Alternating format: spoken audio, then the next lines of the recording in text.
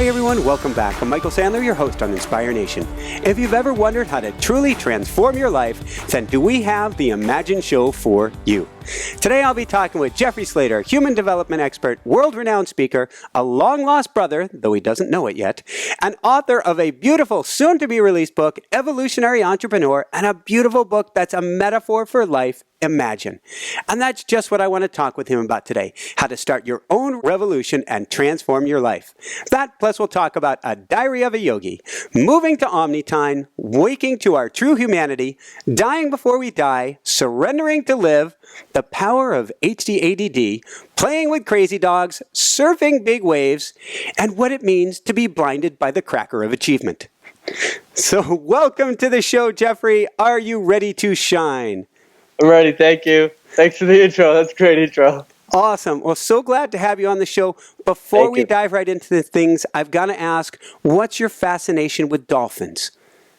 Dolphins. Well, I live in Byron Bay, which is outside my door, or there's just dolphins everywhere. And they like to surf, so there's always pods of dolphins out surfing. And if you're lucky enough in the morning, you walk down the beach, they're out there and they're just surfing and enjoying their life. So they're pretty magical creatures to watch, Very cool. And for my birthday, I was mentioning off air beforehand, we went to take this very special boat with some strange hull design that produces a double wake behind it. And so for my birthday, I was out more or less, I was in the boat. They were surfing with the dolphins. It's so amazing. It's amazing to spend time with those creatures. I think they're very incredible. They are incredible. So I've got to ask on that note, on Incredible, what was Sir Richard Branson like? I'm not like good friends with Richard Branson. But I have been on stage with him and had a dinner with him, and he's a great guy. He's quiet, and at the same time, when he needs to be on, he's on. And it was interesting because I had read, a lot, like I've been on stage with Richard Branson and Tim Ferriss and Tony Robbins, and I'd read all their books before finally getting on stage with them, and they're just incredible people, and they're just people like anybody else, and that's what's so great about him. He's just being himself. Very cool. So speaking about being himself, I don't know how we segue here, but I had read something beforehand that you have crazy dogs. Yeah, they're little firecrackers, and I think that when people have animals, it seems to balance things out and keep things in perspective. It's like you can have the worst day, but your dog's there and your dogs they're just fun. What kind of dogs?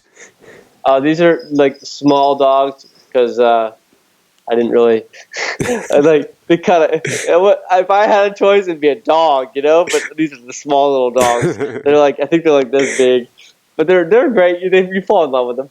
Awesome. And I was mentioning off air, we have a little kitty that's bouncing around the room as we speak here in the studio, a new one. I wonder if we can go back in time, if I can put you in a time capsule, take you all the way back. What were you selling out of your high school locker?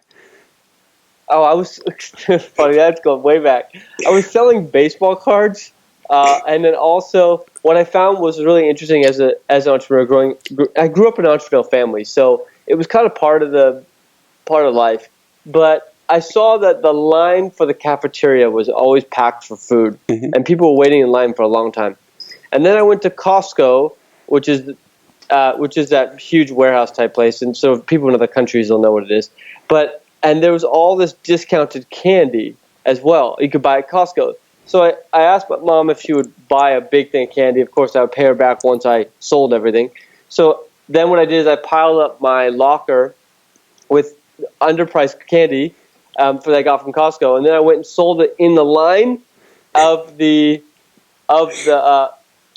cafeteria, so people could get their food faster and get their candy faster. And the candy was cheaper than what they bought at school, so it kind of undercut the school, I guess. And then there were people that started wanting baseball cards, so I started selling packs of baseball cards too, because you could buy those at Costco. And it was my first entrepreneurial business. Very shrewd. And it goes with a theme that you talk about your dad and startups in Silicon Valley and making something from nothing. You borrowed the money from your mom, so you literally manifested money from nothing.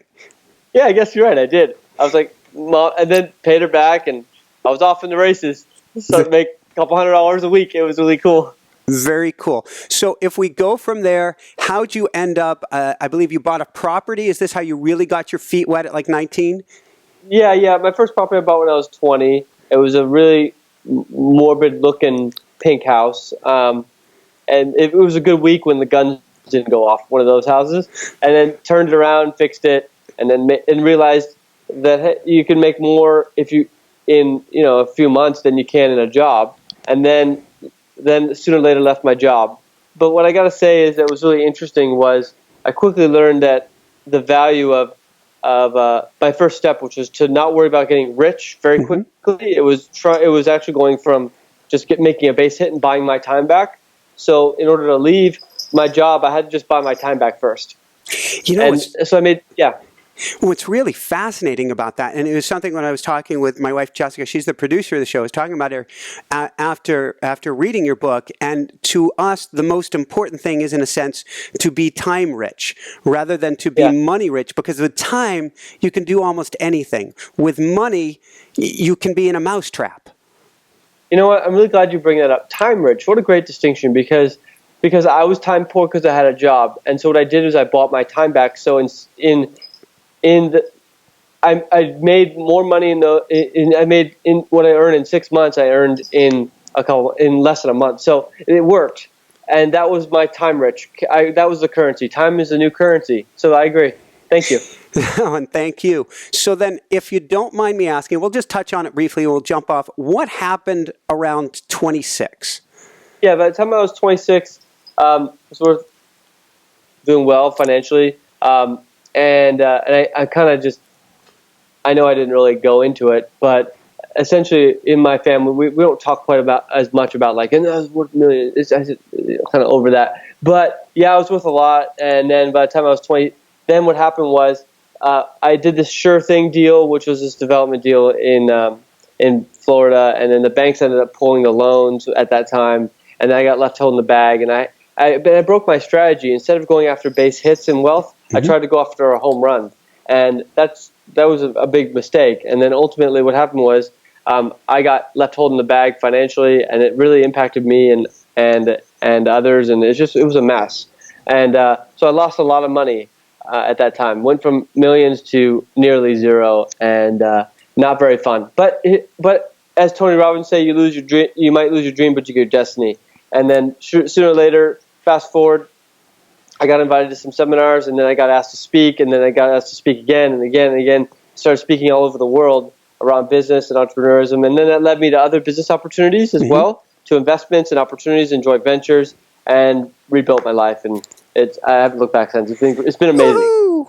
Yeah, party, woo! It was the tough times that matter.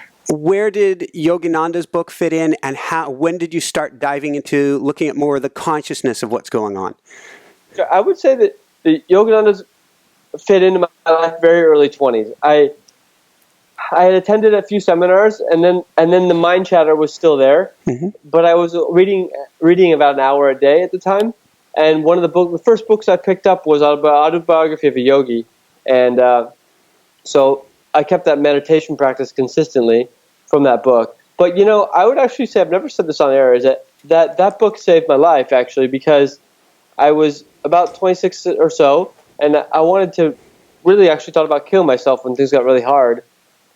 And I was sitting there with a knife in my hand, and I was like, well, this is ridiculous. But because I had read his book and attended a lot of meditation seminars and things like that, his book came to me, and the words in his book, he said, if you're going to kill yourself, you're going to have to come back and deal with it again.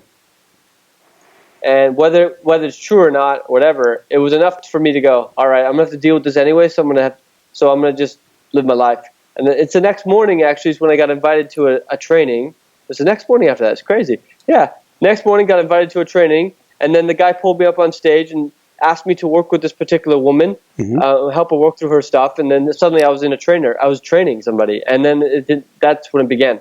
So, go Paramahansa. Yeah. And in my case, there was a dark period, a really dark period after grad school. It's kind of like your postpartum. I got actually 2 degrees. Yeah.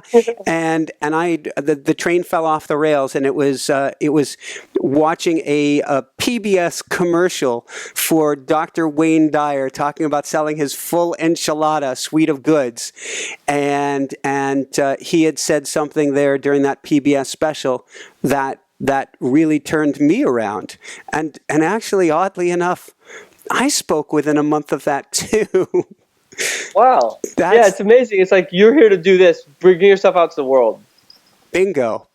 So from there, you talk about, and I've been watching all of your videos online, finding everything I can on you, just because once I started reading your book, I was like, who is Jeffrey? And it was just so cool. What is true transformation? Well, everyone has their own definition, but what I can tell you is my deepest experience of it, I was in Mexico with some indigenous medicine men and women in Mexico, and we were on this little island, and we were sitting with specific medicine from Mexico, and the most intense experience I've ever had was where true transformation occurred like this: absolute 100% terror, all the terror I could ever experience in a bliss of a moment, and at the same exact time, all the bliss and all the heavens and everything, all at the exact moment, and all of it compressed into a grain of sand, going into itself, and the entire cosmos going into the grain of sand. That's my best definition. Yeah, I've had a similar but different experience where I would just say every radio station of the universe on at the same time simultaneously. Yeah, good and bad, where there is no good and bad. Just boom. That's true transformation, and often this self-help industry, unfortunately, has a lot of transformation that skirts over the tough times. It's all about positivity when both are very important for the true alchemy to take place and evolution to take place. We were talking about different locations on Earth and what's going on the planet right now. Is it possible to have transformation without discomfort? I don't think it is, actually. This is only my view. But there does come a point when it gets easier. I think the biggest, maybe in the beginning, there's a lot more discomfort because we have to learn as human beings to become comfortable being uncomfortable. And then as you get comfortable being uncomfortable, the discomfort seems to dissipate. So that's just my view. People can take what they like from it, but yeah. And I would have to share that as well. I've grown a lot when I've been on the couch, but those times that I was on the couch was because I had just gotten knocked upside the head with a 2x4 from the universe to put me on the couch. Yeah, the universe has a funny way of growing us. What is what you call omni-time? Omni-time, so in business and in life, and our biggest insights I find with spending time with entrepreneurs seems to happen outside of time. So we as human beings, perhaps we're programmed to be always in time. Perhaps time is the biggest delusion that exists, and I haven't figured it out entirely. How do I get outside of time all the time? But what I do find is when I'm not paying attention to time and time doesn't exist, I'm in my flow.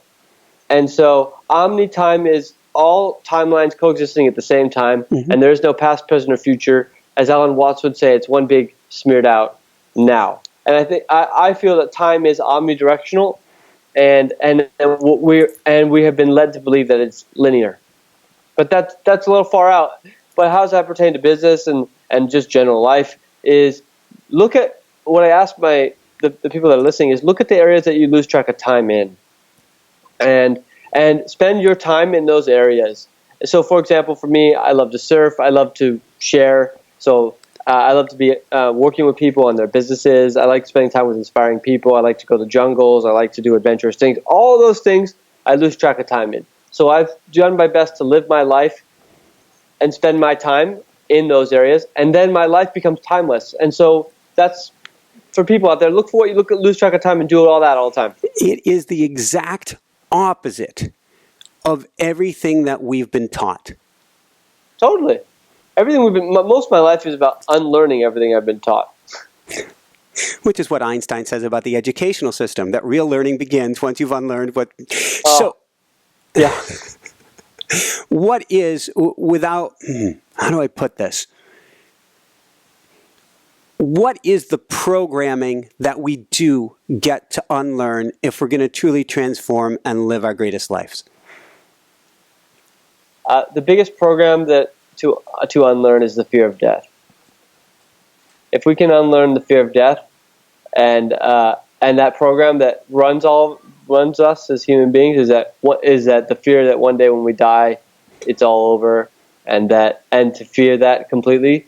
The thing is all that energy that we use to make sure we don't die or to be afraid of it could be reallocated towards awakening ourselves and our businesses, and bringing more empathy to ourselves in this world. So let's just say the human being has 100 points of energy available to them, and if the death program is running, let's just use this metaphor that let's say 70 points of energy are used to make sure that you're spent towards managing the fear of death. Now, that 70 points of energy, when that fear of death is no longer there, a fear of an ending or annihilation, then that 70 points of energy can then be reallocated towards awakening, towards your calling, what you're here for. But how do you actually, then this question, how do you move through the fear of death? And actually it's to really embrace death, that death is a part of life, and without death there's no life. And then we go back to some of what the yogis say and everything is die before you die. But, every person has their own path. What does that mean? I remember when I first heard that again from Wayne Dyer. I was in Las Vegas. I did the weirdest thing. I was in the fashion industry. I'm in Vegas. I was wearing a suit, and I was just having a miserable experience. Even though there were like these painted women walking up down the aisles, all they had on was paint. It just didn't feel real.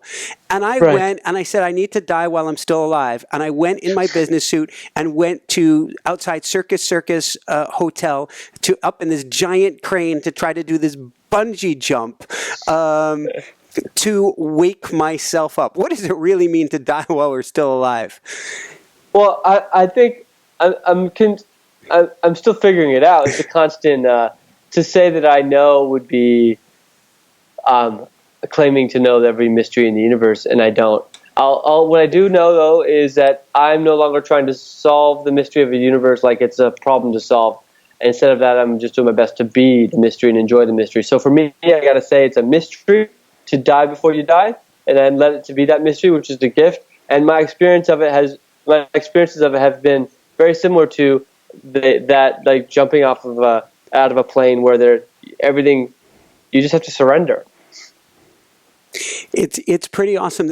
I've got several themes going on in my head at once, all coming back to fear, because you talk about fear really being excitement, because I'm thinking of surfing and what that means to surrender to the wave rather than to be afraid of the wave or even to thinking past or future, but just be there with it. I think that's where we're going, is when we strip away the fear, it becomes a completely different experience. There's a great song that they sing in the jungle called when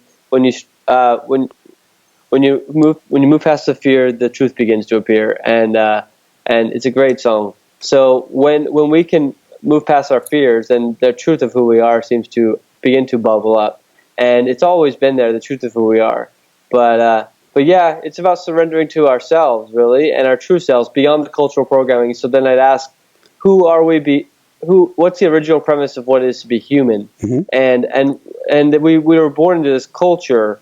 And even the etymology of the word culture is a cult that we may not have signed up to be a part of, of what it is what to think, what success, all these things actually are. And when we strip those away, we can go back to the original premise of who we are, and then we can build our businesses and our lives from that. Let's look at both of those pieces. First off, let's look at what is the construct that we're built in, because at least here in the West, and we're in 198 countries, so we're pretty much everywhere, but here in the West, we think, and I'm going to put it in air quotes, we are free, but there's still a construct going on, isn't there? Oh yeah, one of the biggest constructs is that we're led to believe that we're free. That's the big one. Perhaps. Now, I'm not saying that we don't have. We definitely have more choices than most people, and we're really grateful for that. But the thing is yes. If you were born into a cell, if we were born into a cell and the cell was 10 feet, and then somebody comes in and goes, "Congratulations, you're no longer in a 10-foot cell. Now you're in a park that's 100 feet with a gate around it. So you got a little more space, so you might get a little excited. And there's a gate around it, but behind that gate is the universe and the world, like worlds, and it just keeps going. Then even if you move from your 10-foot cell to a 100-foot area, you're not free. We're still caged. And then the idea of choice is there might be two doors out of those gates, but each one of those doors end up in the same place. So that's the idea of choice, but they end up in the same place anyway. So that's not choice either. So perhaps what happens is we were led to believe that we're really, really free, but really all that happened was we moved from a 10-foot cage to a 100-foot cage, and then we're led to believe we have choices when really our choices are the two choices that they gave us, and we can choose A or B, but they both lead to the same thing. So do we really have choice, and do we really have freedom? And the first step to free ourselves, I feel, is to admit that there's shackles on our ankles, and until we're willing to admit that there's shackles on our ankles and admit that there's a slavery program going on, then we can't really move away from that. Now, the best way to move away from that, or the step towards that, is to probably start your own business and design your own life by your own terms, or at least be in a job that you love, and then from there you can start kind of being the author of your life instead of a character in someone else's book. Thank you. It's always bothered me that kids at a certain age, kids can be kids, and then all of a sudden the kid needs to buckle down. They need to get serious so they can get good grades. Why do they need good grades? So that they can get into a good school. Why do they need to get into a good school? So that they can get a good job. Why do they need to get a good job? Well, so that they can support the and on and on and on it goes. And the whole life cycle is laid out, but nowhere in there is living. Right, and there's a delayed grow-up process for the kids too that happens, unfortunately, and perhaps our school systems might need an upgrade. Perhaps they're not preparing our kids for the next generation of what's coming. Perhaps these institutions are still designing people to be more in factories versus what's actually coming. Yeah, it's interesting that it is the old industrial paradigm. It made sense for the survival. It made sense years ago that you would have to work your knuckles to the bone, but we aren't in that day and age. In fact, we're connected in this beautiful cellular web all worldwide, like one mind, or I hope I'm going to take it from one mind and say it sooner or later we can become one heart, because I think that's what it's going to take to make it through this time period. It is, and this is why I'd like to work with entrepreneurs, is because I feel like the entrepreneurs out there tend to have the keys. We can't count on our institutions as much anymore. We have to count on the disruptors in a practical, good way. And these entrepreneurs tend to be the disruptors of the future in a practical, good way. And if we can reach as many of them as possible to move from their head to their hearts, which is the longest journey, then what happens is they build companies with empathy versus companies that have where employees have to check their humanness at the door. And so this is the future. The future of entrepreneurism is to build companies with empathy. What does it mean to be a disruptor? A disruptor is somebody who shakes things up. So, like, for example, it's pretty easy nowadays to be a disruptor because the world's becoming so rigid. And so if you just walk down the street and, if you go to the restaurant and you want a certain type of food versus the other type of food, like you want food that's clean versus food that doesn't have a bunch of crap in it, that's a disruptor. You put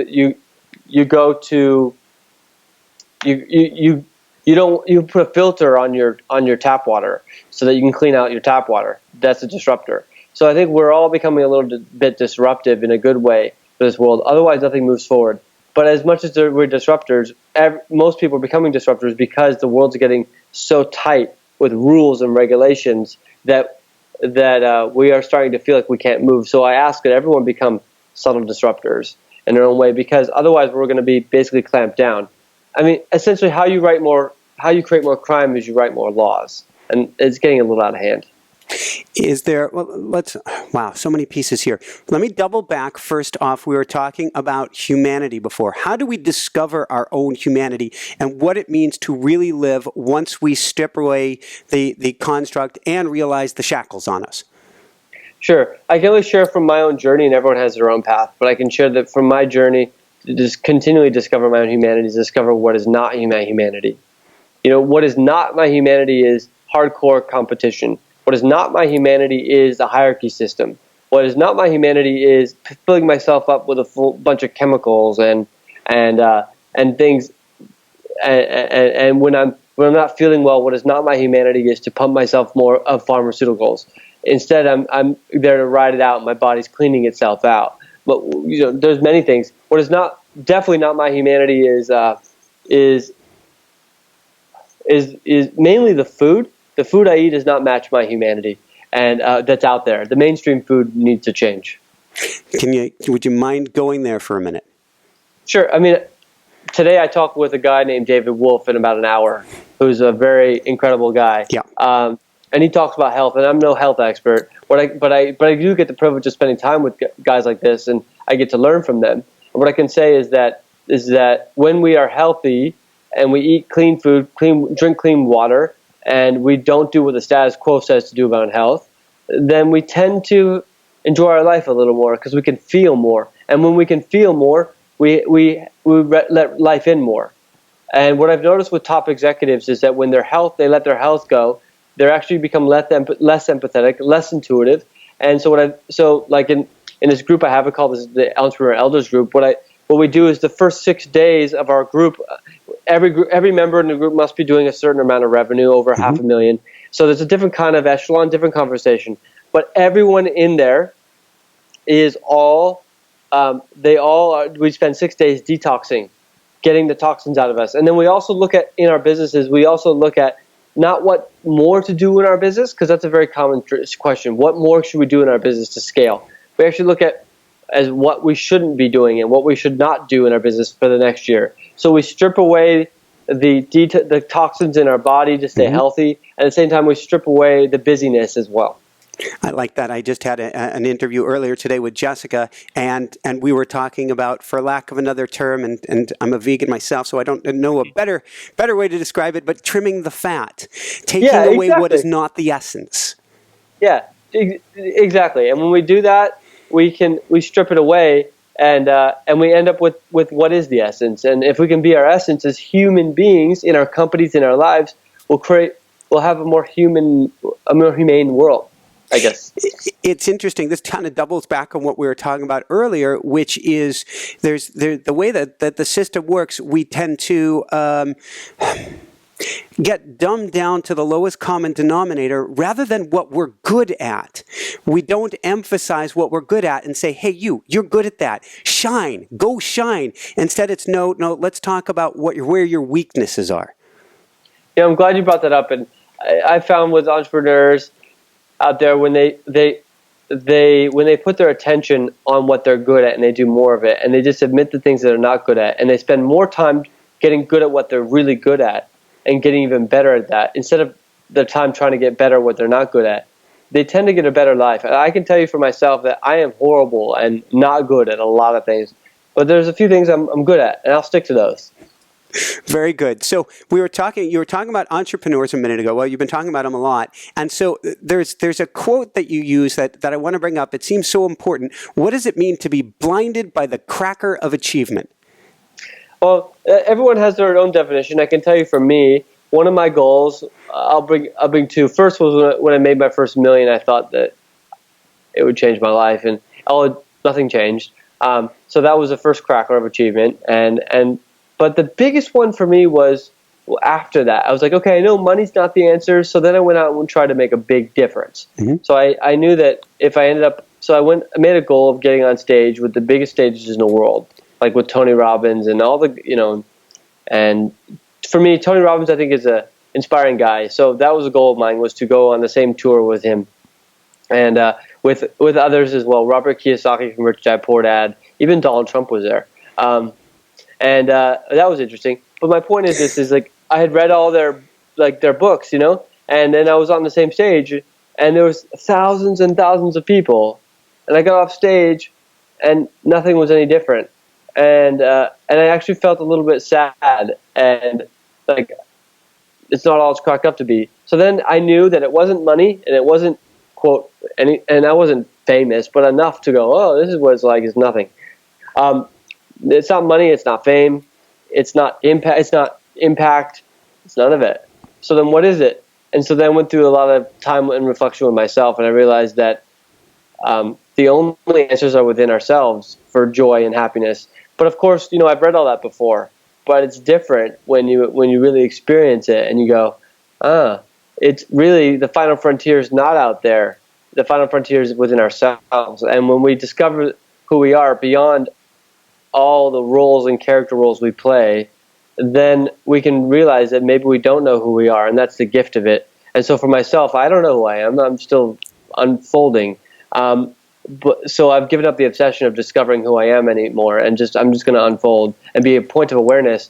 But that's a little bit, quote, hippie for entrepreneurs out there. And what I can tell you is that when I spend time with people, with companies that are in the hundreds of millions or even billions, that we're having these types of conversations about leadership, because this falls into leadership, which is mindfulness and leadership and empathy, because they've seen a direct correlation between empathy and mindfulness and self-awareness when they're with their teams and their level of engagement. And when engagement goes up in their companies, profits go up.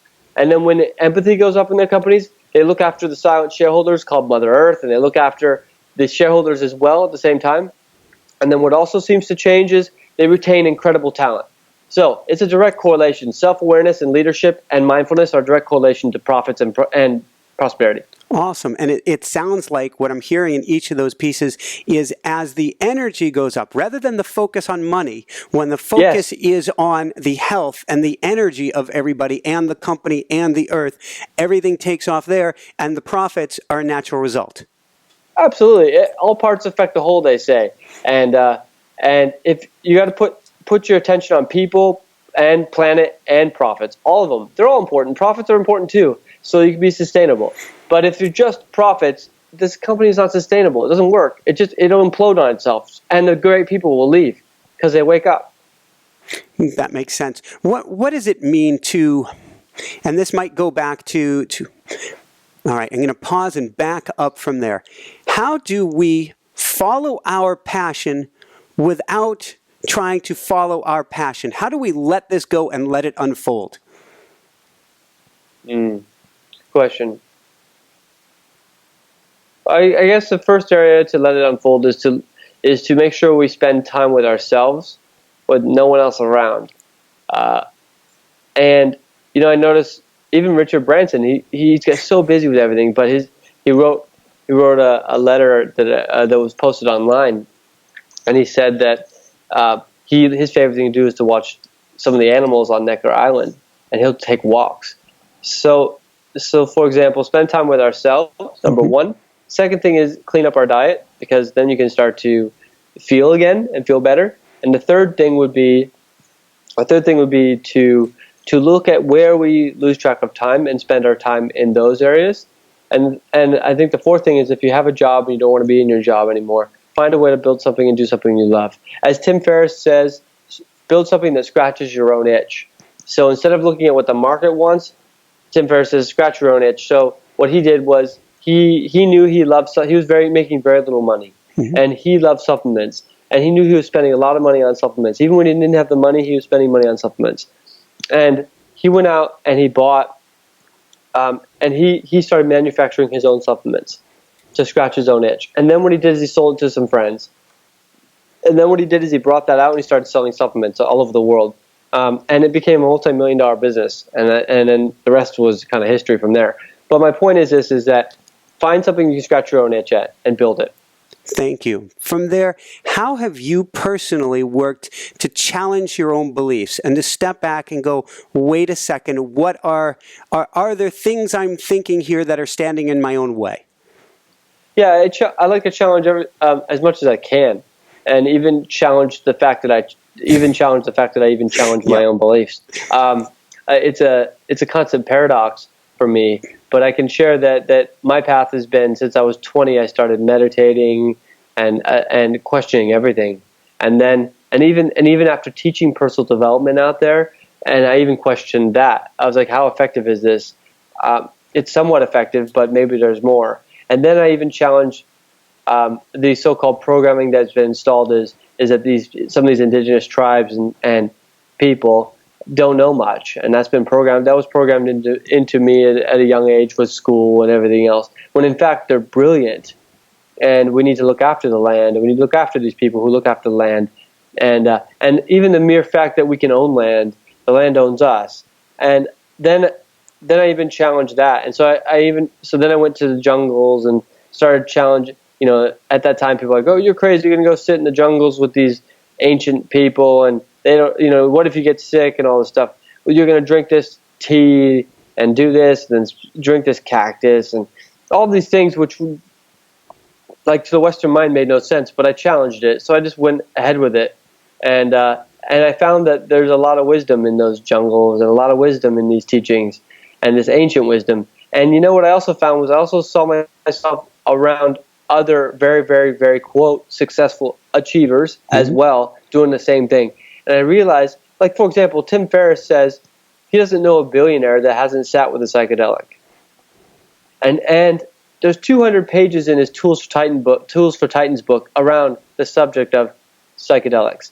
And in Silicon Valley, it's like, how do you work with them in the most effective way legally to grow yourself and strip away the programming of what it is not to be human, to go back to the original premise of being human.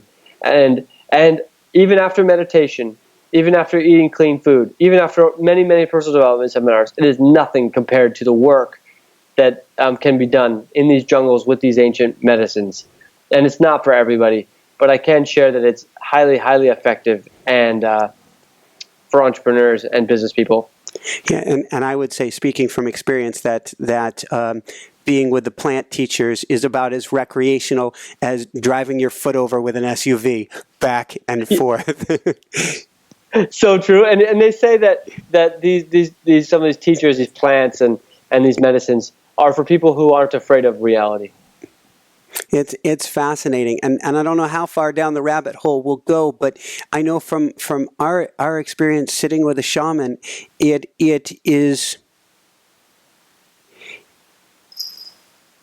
takes you out. It irreversibly takes you out of the paradigm that you're thinking, I'm alone. This is all there is to this world. Death is the end of everything. And it really strips away a lot of the limitations and fears, though it may do so in an extremely uncomfortable manner. Very much so. And we've been programmed as human beings, as the Western mind, to think that if we're uncomfortable, or that if we're, like in some of these ceremonies, you will puke things out of you, and sicknesses and toxins out of you, that's actually something's not right. When in fact, the medicine man or woman or will actually, that's music to their ears, and you're getting better. And I realized for myself, I was really, really sick, and that those thoughts of that this is what achievement is, and that there's an end to death. When you die, you end, and those thoughts of separation and loneliness, that was all sickness within me. And I'm very grateful for these incredible teachers in human form and spirit form to remind me of my own medicine within me. And each human being, as amazing as we are, we all have a medicine within us to discover. And plants can be very useful. These specific plants and medicines can be very useful for people to discover their own medicine within themselves. But they don't need it. But it can be useful. And there's many people out there that can discover it through, like Wim Hof, breath work, deep breath work, stuff like that. There's many modalities, and for me, my path was to spend time in this, and it's not everyone's path, but I can share that it's been the most impactful in my life. And I used to be kind of like, didn't want to talk about it until I started to realize that the people's books I was reading were sitting next to me or out there, and so I just gave it up. Wayne, before he passed away, he had sat with ayahuasca many times. I don't know. When I say many, it's all relative, because a medicine man in the jungle might sit 100 times. I'm talking like maybe he did it multiple times. Mm-hmm. So, and there's other ones at the so-called quote top that have, because they quickly realize there is no top or bottom. And I know I was introduced first, in my early 20s when I was dating a Navajo girl and went and sat for these drum circles that started at sunset and went through sunrise and ended up researching the medicine that they were using because it was my first experience. I had gone to Jewish temple as a kid. I went to, Catholic nursery school, Catholic high school, and I went to temple, and I went to synagogue and church and all of these things.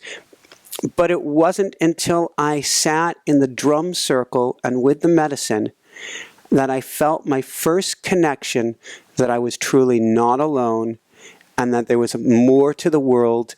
And it changed me on a very foundational level. It also connected me to the earth in a way that I can't understand. I have empathy and compassion, but I can't understand a lot of what goes on around us just because that connection to the earth is so strong. It just on a fundamental level doesn't compute. Yeah, and those drums are the heartbeat of Mother Earth, right? And what a beautiful, beautiful experience in the age of 20 to sit with that. And I wish that for many human beings that we could all do that. That many of us could do that. Some of these ceremonies have been lost, and the Navajo people, and they have such an ancient knowledge, and we need to protect it and look after it as best we can. I remember I was so my father. My dad's an entrepreneur, and my father is the first CEO and co-founder of a company called Odesk, which is now merged with Elance, which is known as Upwork. Okay, So the entrepreneur is in his blood. And I asked my dad. I said, "Dad, do you want to do a sweat lodge with me?" And he goes, "Yeah, okay." And so we're sitting with a couple other CEOs, about 9 of us, in this little tiny sweat lodge, and when the sweat lodge gets really hot, sometimes you have to put your chest to the ground, and it's very humbling because you're almost in the womb of Mother Earth, and if that's the represent, then you come out and you're just exhausted. We were in it for hours and hours, and then all we wanted was, then of course there's this person that gives us coconut water right when we come out, and that coconut water I was so grateful for that coconut water. I was so grateful to be with my father there in such an experience. So it's a real grounding back to earth, that how lucky we are as human beings to have water around us and air and fire and all these great elements. And I know for myself, I sometimes forget about the gift of being alive. But when I'm in those sweat lodges and I come out, I remember how sacred water is, and food, and just and friends and family. And so these ceremonies, they're very important. Thank you. I'm remembering Jessica and I went and we attended it was called Venus Passing, and I don't remember, some sort of an eclipse having to do with Venus and the sun. And there were all these indigenous grandmothers from around the planet who had gathered on the Big Island in Hawaii. And one of the messages that they brought was how important it is to pray and give thanks to the water. And I came away for such a newfound sense of gratitude for the water from these indigenous grandmas. It was just very, very special. Yeah, the grandmas, especially in Hawaii, I'm originally from Hawaii, so the grandmas they're pretty special, and they hold a lot of the songs and the keys to the future. And what I've noticed is some of the entrepreneurs out there that are, quote, really successful, when a grandma comes in that's ancient and wise, they become grandchildren again. No matter how rich somebody is. And because I had a vision once, I thought to myself, what would it be like to take the most, quote, successful people in the world and have them merge with the, quote, most successful medicine men or women in the world? They don't measure themselves that way, but put them together and see what happens. What I've seen is when the grandmas come in, these very successful entrepreneurs all become grandchildren again, and they enjoy themselves, and they learn, they suck up the wisdom, and they apply it to their business. It's amazing what grandma's wisdom can do for our business. Woohoo! How would you say we get back to loving ourselves? Well, we love the parts of us. Perhaps I can share that I'm continuing working on that within myself, and the best I do is that I found is to love the parts of me I love the least.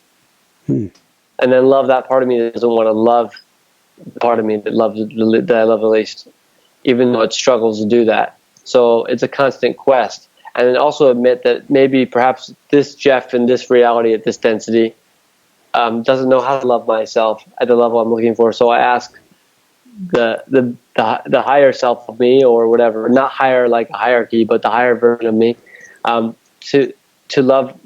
And I have to admit that I don't know how to love myself at times, and then that particular part of myself loves myself. So it begins to move through that. So the way that I've learned to love myself is to love the parts of me I love the least. And the best thing we can do for our friends and our families, perhaps, and our fellow human beings, is to love the parts of themselves that they love the least, and love those parts. Beautiful. So if we're facing a world, particularly right now, where at least in the media or on the surface, it appears more divisive than ever, how is the best way to love those around us and to see the divinity in those, to really go to loving ourselves? Yeah, of course. If we want to, what I've realized is I gave up trying to save the world. I'm just going to work on myself. So continue to work on myself.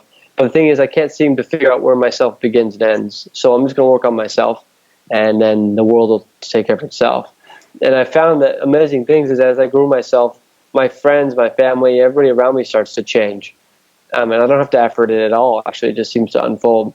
So if everyone just took the time to, I think I was at a conference with the Dalai Lama, and actually my mother was with me. And somebody asked, how do we stop nuclear war? And his response was, we first start by disarming ourselves. So perhaps we start disarming ourselves, you know? Yeah, he's a genius too. So from disarming ourselves, where would you say humanity, you talk about in one of your videos, humanity being in a cocoon right now, and it's kind of in a messy place in the metamorphosis process. What do you think is going on? Well, this is only my vantage point, and every person has their own experience, but I can share my vantage point. What I think is going on is a sense of alchemy. There's a story of, I was in the jungle, and I was dreaming, and this story came through me, and I was dreaming that I was a butterfly, right? Mm-hmm. And then, so I was just dreaming, butterfly. And so I was dreaming I was a butterfly, and this came from a metaphor. I don't know who said it, but it must have loaded up in there before the meditation. So I'm dreaming I'm a butterfly, and I forgot I was a butterfly. Then I forgot that I was dreaming that I was a butterfly. So I was just a butterfly. I was flying around and doing my thing, and then I had this moment of the same quote. He said, "Am I a man dreaming I'm a butterfly, or am I a butterfly dreaming I'm a man?" I got really, really kind of confused for a second. And I thought to myself, I think I'm both. Maybe I'm both. Maybe that's a paradox. And so, but it was terrifying because the Jeff as a self, the Jeff as an identity, in that moment when I had to admit that maybe it was both, even consider that moment, then my identity as Jeff had to be broken apart. And the separation programming had to be broken apart. And I started to find myself realizing that I was so scared of the main thing I wanted was identity coherence. Mm-hmm. And what most human beings want is identity coherence. And they will fight tooth and nail to maintain their identity. Perhaps our identity of who we are as human beings is going through an upgrade. And that upgrade might look a little terrifying. Kind of the same way a metamorphosis takes place where the caterpillar is not a butterfly. The caterpillar is a caterpillar or a butterfly. It's a metamorphosis in the cocoon. And it's just chaos. And it's neither. It's actually neither. But it's a metamorphosis going on. And while most people get very afraid of the metamorphosis, Mother Nature witnesses it in awe. And so perhaps we're going through a metamorphosis of absolute terror and bliss at the same time. And this alchemy is taking place for a butterfly to be born. And as we watch these butterflies be born all across the world, the entire awakening of this planet, we're starting to move from a denser reality to a higher frequency. And inside of this higher frequency, there's no more room for war, there's no more room for famine, there's no more room for separation, and there's no more room for fear-mongering. It's all got to go, and it's going. And so what I see, in fact, what I already know, is that it's already written. So perhaps this whole future is written, and we're just catching up. So perhaps we've already done it. and now it's a matter of witnessing the alchemy to take place. But of course, that's just my opinion. I'm just some guy sharing my insights, and every one of us have every right to have our own. And as a sovereign being, and as talking to other sovereign beings, each of us have our own journey and our respective own journey. Thank you, thank you, thank you. And that's a major woohoo! It sounds like maybe one of the best things we can do on this journey is, and it's a two-step dance. To me, it's an inward journey, and it's walking the walk. You can't have one without the other. But along this journey is to suspend judgment. If you suspend judgment and let go of what you think and kind of feel your way through this, it completely rewrites what's possible and what's happening and where we're going, and frees you from the fear that so many of us are stuck in right now. Yeah, very much, and especially the judgment of being judgmental. I mean, that's really important, that we stop judging ourselves for being judgmental, and it's just, and then we stop judging ourselves from being judgmental. Then we can be kind to ourselves, and then we can. If we want to build a kinder world, we have to first perhaps learn to be kind to ourselves. If we want a gentle world, we talk gentler to ourselves. And how does that affect our business and our profits and our money and all that stuff? Is you become more in the flow, and you get more energy. And then inside of that energy creates inspiration. Then we inspire our team around us. Beautiful. So today we're supposed to talk about Imagine, and I love the book, and I highly recommend it. And if you're into dolphins, it's the most incredible story out there. But let me touch briefly on Evolutionary Entrepreneur, a book that's coming out very shortly. Why'd you write it, and why is it so important now? Well, why it's important now is because there's probably at least one person that needs to read it. So for me, if just one person, I have it right here. I'm really excited about it, actually. It's almost out. It's called The Evolutionary Entrepreneur, and the subtitle is How This Ancient Wisdom Has Helped Billionaires, Industry Icons, and Entrepreneurs to Be Better Leaders, Increase Impact, and Leave a Legacy. But why it's important now is because maybe there's one person that needs to read it, and that's good enough for me. But on the bigger scale, I've noticed that thanks to people like Joe Rogan and Tim Ferriss, they've kicked open the door of the conversation around the topic of entheogens and these topics of plants. And what I'm noticing is that entrepreneurs all over the world are starting to ask questions about about this entrepreneurism and plant medicine, like ayahuasca and wachuma and tobacco in its purest form. What is this stuff, and how is it positively impacting some of these entrepreneurs' lives? And so I wrote it because I feel that it would support many entrepreneurs in their curiosity around plant medicine specifically, and how it affects high-performing awakening entrepreneurs. And I know there's a few out there that would want to read it. So I just wrote it, and I made it in audio form too, so I'm excited to bring it out. Very, very cool. Did you record the audio yourself? I did, and you know what? The thing is delaying it right now is I want it to be better, because I'm not a professional reader. I'm a horrible reader, and I'm just like, so I'm re-recording a few chapters. Really, it's just probably my own fear putting it out there. Oh, my heart goes out to you. I recorded a book, and we didn't even go down the ADD rabbit hole. I wrote a book for students with ADD many years ago, and it was like a 13-and-a-half-hour unabridged audiobook. Beautiful, but brain damage. Yeah.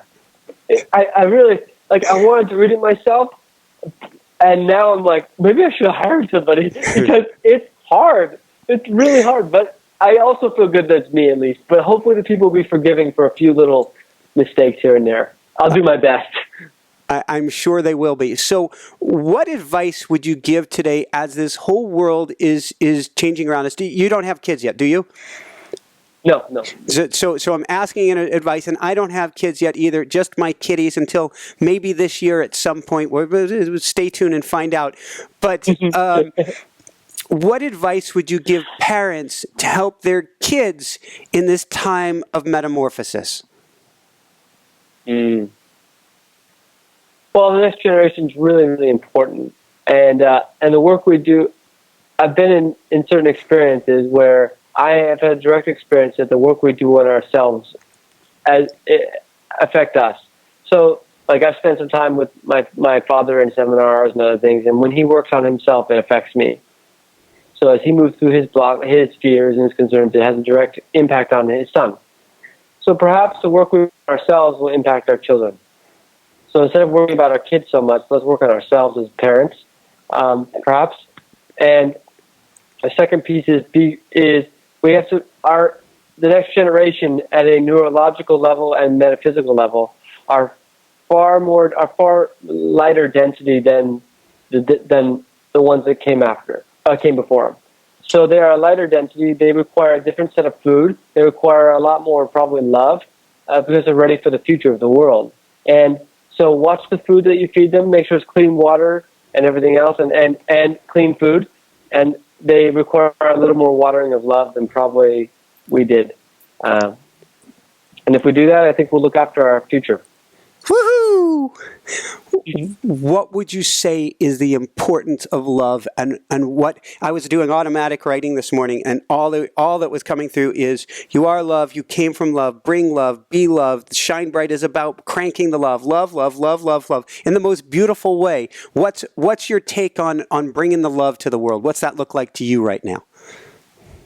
What that looks like to me is doing my best to love myself and all parts of me, especially ones I love the least, the part of me I love the least. So loving those parts of me, even this so-called, quote, ego, which is the interface between me and this world, and loving that and integrating that into myself as much as I can, and loving that, because I know if I can love me, then the world's easier to love. So what I found is that the world out there is within me, so if I keep loving myself more and more, then the world just seems to attract more of that. And that seems to happen that way. So that would be my feedback. It's pretty simple. Awesome, and I guess it's a terrible pun, but I love it. Sorry. Thank you. So a couple wrap-up questions, then we'll do a real brief meditation here at the end. First off, what personally brings you the greatest happiness, or what I call the woohoo factor? I would say there's this moment when I'm taking off on a wave where I'm pushing the front of the board down, trying to get down the face, and I get a lot of happiness in that moment. The other moment is when I wake up in the morning and I hear the ocean and the birds, and the breeze hits me. I'm very happy with that. And then also another thing is doing stuff like this and sharing a message.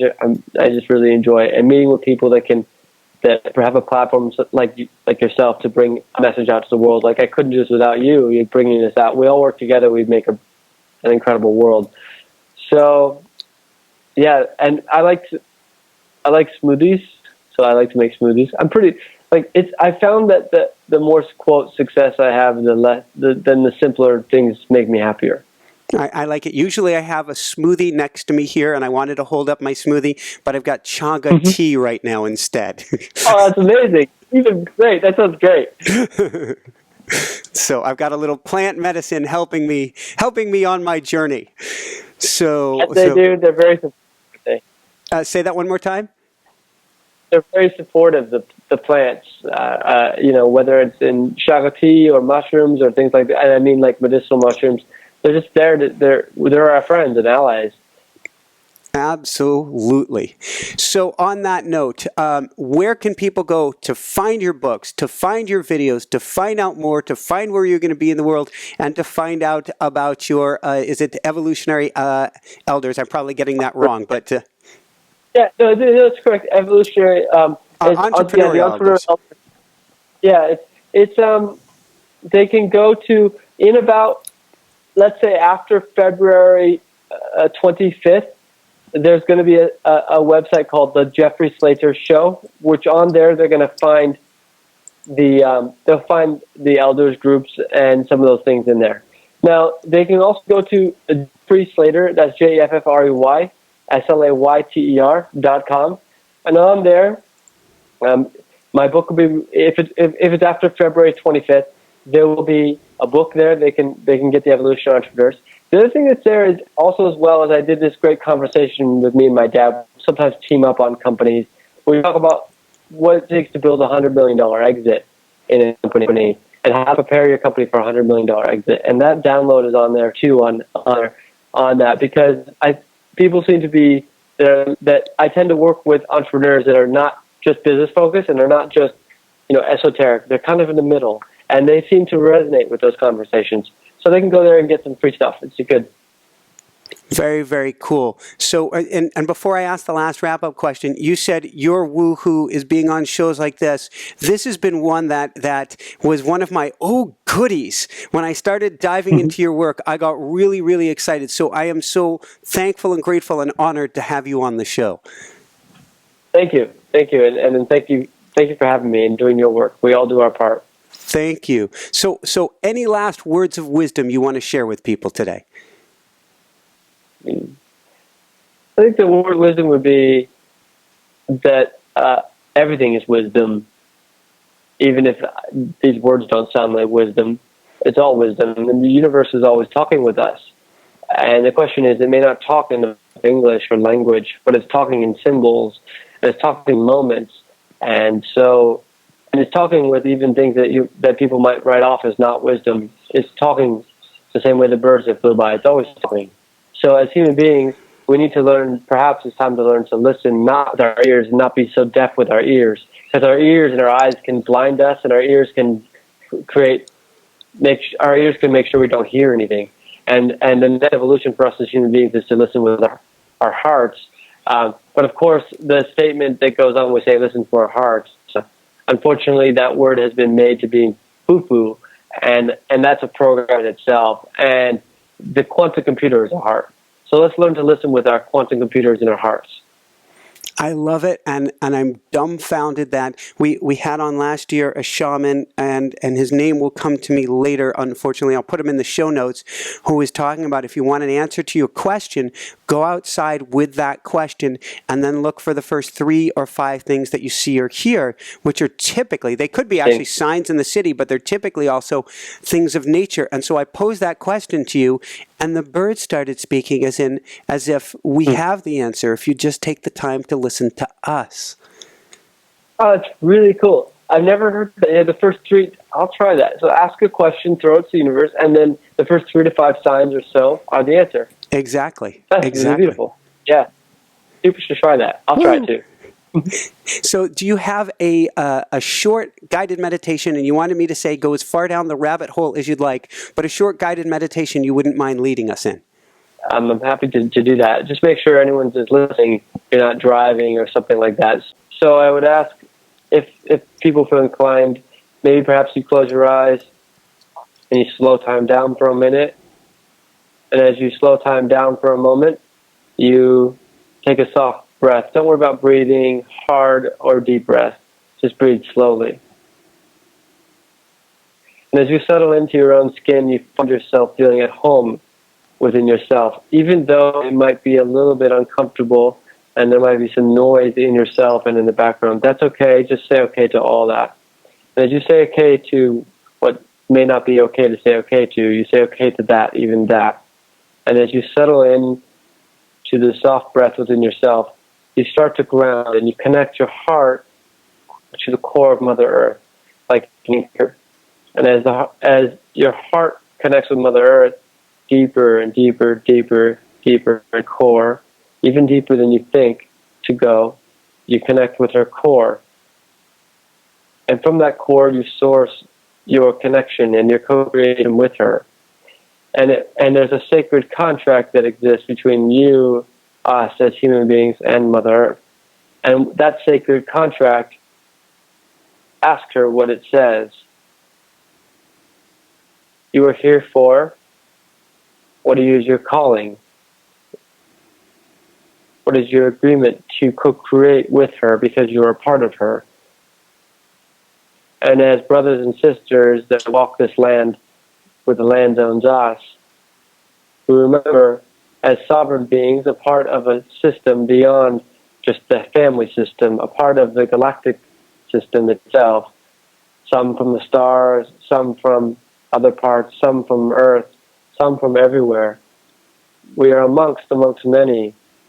And you look out and you find yourself, and you, as you keep your eyes closed, you put your hands on the earth, and you put both hands on the earth, and you say, thank you, thank you, thank you, Pachamama, Mother Earth, thank you to the plants, the animals, the winged ones, the feathered ones, the entire crystal kingdom, the master plants, the master teachers, creation itself, known by many names. Thank you to this land.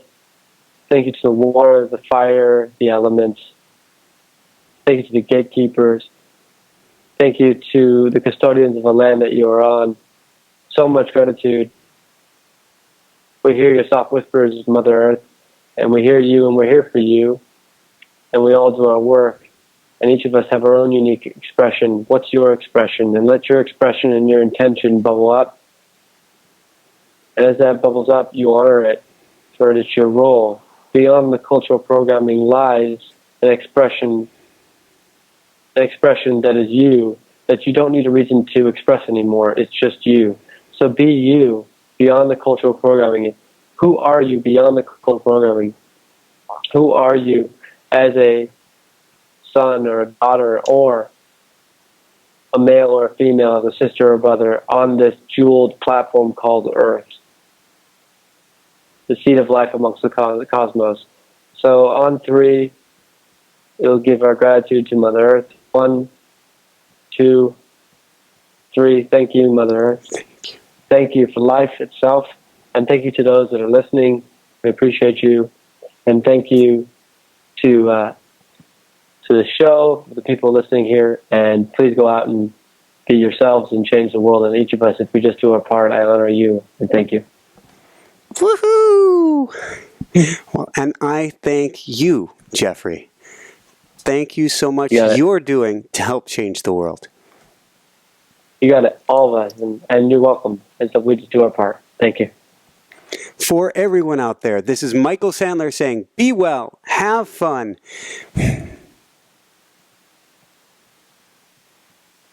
Dive in deep, dive in extra deep, and change from the inside out, and shine bright. Woohoo! Thanks so much for watching. If you enjoyed it, be sure to like below. Also, leave your comments. Have some real fun with it. Subscribe to our channel where you're going to get more great videos, more interviews coming up. And check out our website, inspirenationshow.com. That's where you'll find tips, blogs, information, videos you won't find anywhere else, and useful and helpful resources to really help you kickstart your life and to shine bright. Thanks so much again. Thank you for your support. Like, comment, subscribe. See the website. Thanks so much and have fun. Of course, shine bright.